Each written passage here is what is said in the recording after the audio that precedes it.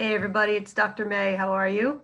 Well, today I want to make a video to provide you some memory tips, okay? So if you're having some mild trouble with your memory, kind of remembering stuff on a day-to-day basis, these are some tips that could help you, okay? So I figured we'd talk about that a little. Okay, it's coming. All right, so memory tips and tricks, okay? So I have a bunch of them for you today.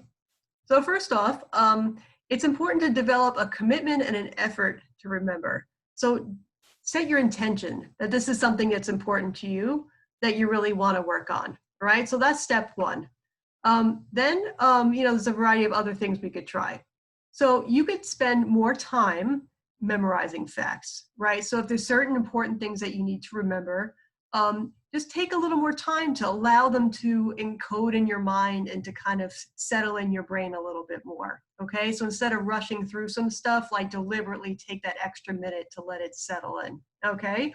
Another thing is it can help to encode information, which is again bringing it into your mind, by trying to slow things down and paying attention to one thing at a time.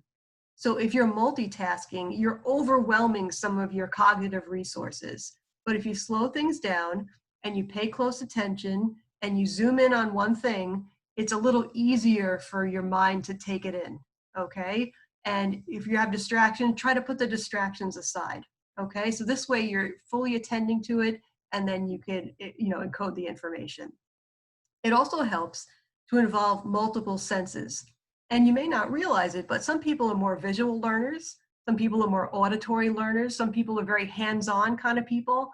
So let's say you've been trying to memorize things by just reading, but that may not be the best way for you. So if you kind of involve other senses, it might help you to learn and remember things better. Okay, so I would try out different sensory things and see what seems to work best for you. But the more sensory it is, the more multifaceted your approach, the better it should work, okay? All right, another thing is to visualize. So form a picture of the thing in your mind's eye. They actually say that our visual memory is generally better than our, auditory memory or our memory for facts. And so believe it or not, there's actually this memory technique that these super memory people use called a memory castle. And what they do when they're trying to remember, like, let's say all the cards in a deck of cards in order, or something like that, or all the numbers in pi, like the thousands of numbers. They imagine a place that they know really well, and they imagine putting those objects around the room that you could picture very well in your mind. So chances are you're very good at imagining what your living room looks like or what your bedroom looks like and where all the different things are. So we could capitalize on our visual memory by trying to use that, okay? So try to really visualize what you want to remember in detail using all your senses, and that could help a lot. Okay, so association. It helps to relate information you're learning to things you already know. So it reminds me, like when I was in college, I had a couple of classes where the professors told us we should be journaling about the information we're talking about in class. So basically what they wanted us to do was to write our reactions to it, what it meant to us, how it related to other things we've learned before, how it related to our own personal life. And by doing that, like, it helped us process the information in a different way and helped it sink in better. So if you're in school especially, or you're learning something new, see how that technique can work for you. Like, try to relate it to other stuff okay? I know that definitely helps me, like, learning different things in psychology and spirituality. Like, there's a lot of links between stuff. And the more links I make, the easier it is for me to incorporate new stuff. Okay, so try that association tip. It's really pretty helpful. Another thing is more like rote learning. So this is about repetition and rehearsal. So, if you're preparing a speech, you might choose to rehearse it or prepare it many, many times before you actually say it. So then you feel like you know exactly what you're going to say.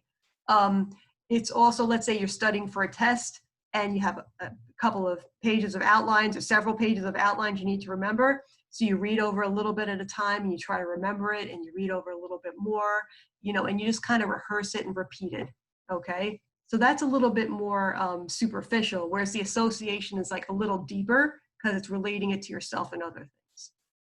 Another thing that helps is to teach the material. So teaching it to someone else forces you to know it well enough to articulate it and share it with somebody, okay? I will say from personal experience, this really does help a lot, okay? I've been teaching patients, I've been teaching interns, and now I'm teaching you guys on video, and forcing myself to like assemble these PowerPoints, rehearse the information, and then articulate it to you also helps me, right? It helps me process and understand and remember the information. So that's why in certain classrooms, you know, part of the class is to give a presentation, to get up in front of the room and present it. And it never made sense to me when I was in school. I was like, well, why do we have to bother with that? That's such a pain in the neck. But now I know, like, it really does help you remember stuff better and process it in a new way, okay? So give it a whirl. Maybe share with a friend or somebody you know what you're learning, and it could help. Okay, so memory tips number 3. All right, so another thing is, don't be afraid to write things down, okay? Whether it's on a piece of paper, sticky note, on your phone, on your computer. There's different note functions that they have. Hey Siri, remind me at such and such a time, right? So we have all different kinds of ways to remind ourselves. You don't have to keep it all up here, you know? You don't have to be a hero and keep everything up in your head. It's fine to write it down, okay? And if you know where you wrote it and you know to look at it, it can really help you remember stuff, okay? So don't be afraid to use that. And relatedly, it helps to have like a calendar or a planner. So you write down your appointments or you write down what I'm supposed to do today, and it kind of keeps you focused, right? Because it's easy to get sidetracked with other things as time goes on, and you know, we get wrapped up in this and that. So this kind of helps us remember the things that we're supposed to do going forward, okay? Another thing is, and I can personally attest to this one too, if you always put the same things in the same spot, you won't forget where you put them, right? So like in that picture, like if you always put the keys on your coffee table in the same spot, you're not going to have to be wandering around your house looking for your keys all the time, right? If you always drop them in the same place, that's just where they are, okay? Or if you always have a certain place in your closet where you keep, you know, some valuables or your shoes or whatever it is, then you always know where to find it, right? Consistency could really be helpful in memory, right? Having the same kind of routine, the same kind of, you know, way of arranging things. And finally, if you could enlist other people, you could also help other people remind you. Not that you're going to overly rely on someone else, you know, because people have their own lives and they can't always be your brain for you. But, you know, sometimes if you have a partner or if you have somebody you work closely with, they could kind of help make sure that you remember certain things if you don't fully trust your own memory yet. Okay, so these are just some of my quick tips. All right, it's not a whole lot, but if you apply them, it should make some difference. Okay, and of course, you know, if you feel like you have major memory issues or a big shift in your memory or something's really wrong, you should definitely talk to your doctor. Okay, there's possible courses of treatment for you, and there's also possible ways you can get tested. There's cognitive testing, there's specific memory tests that they can do, and it can help figure out, you know, what's going on. And so that might be a good first step to get help also, okay? But if you're just doing this on your own, you could always try these tips too. All right, so I hope that helps you in your memory, and hope you remember to tune in next time. All right, bye guys.